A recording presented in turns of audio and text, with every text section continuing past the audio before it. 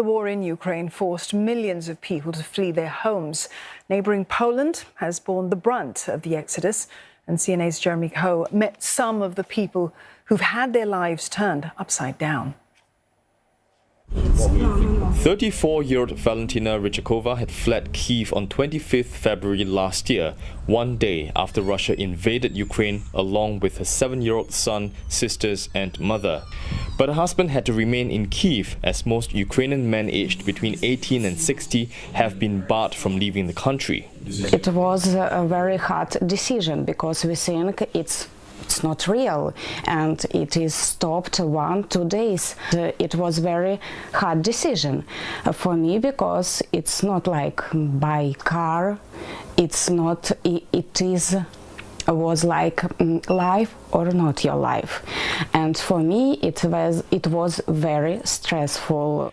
From Kyiv, Valentina and her family headed to safer regions in the west of Ukraine before finally ending up in Poland weeks later. In June, about 3 months after they arrived in Krakow, Valentina and her sister decided to rent this small workshop so they can run a textile business.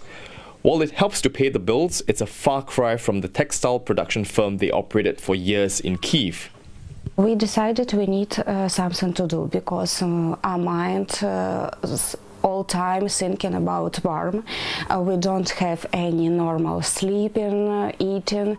Valentina has returned to Kyiv a few times to visit her husband. She says the war has to end first before she'll consider moving back for good. It's estimated that more than 9 million Ukrainians entered Poland in the first 3 months of the war.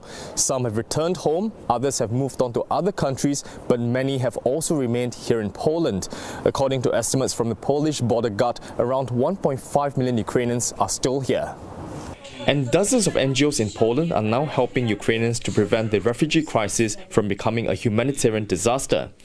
Agata Plechak volunteers with the Polish foundation Wolno Nam, which provides Ukrainians with a roof over their heads, food and other essential items. And it runs a hostel which houses about 200 Ukrainian refugees, mostly women and children, at any one time. There were so many. There were like hundreds, because at the beginning this building was, we focused more on, it was like the transfer place, so they stay for 2-3 nights and they were on the way somewhere to the west, basically. And now most our inhabitants are here for months. But the massive influx of Ukrainians into Poland has not gone down well with everyone. Last November, during Poland's national holiday, nationalists carried banners and shouted anti-Ukrainian slogans.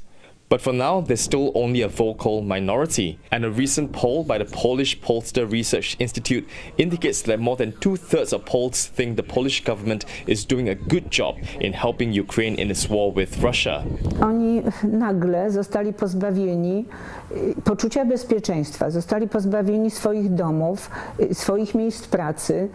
Przeważnie są to, najczęściej są to kobiety z dziećmi, często są to rodziny wielodzietne. No, wiadomo, że każdy w takiej sytuacji chce mieć dla swoich dzieci i dla siebie bezpieczne miejsce, w którym może mieszkać. No, oni chcieliby również na pewno pracować, chcieliby się usamodzielniać. Dzieci powinny chodzić do szkoły, nie powinna wojna oddziaływać na nich w ten sposób, żeby nie mogły mieć bezpiecznego miejsca dla siebie. Still, most Ukrainian refugees are finding themselves stuck in limbo as the war grinds on. And 33-year-old Nial Nikal is one of them. While she dreams of returning to her country almost every day, she simply can't take the risk. Her 4-year-old daughter Yeva suffers from cerebral palsy and epilepsy. We have a lot of bad situations where the mothers with children stay at home and they now dead. Because the child wasn't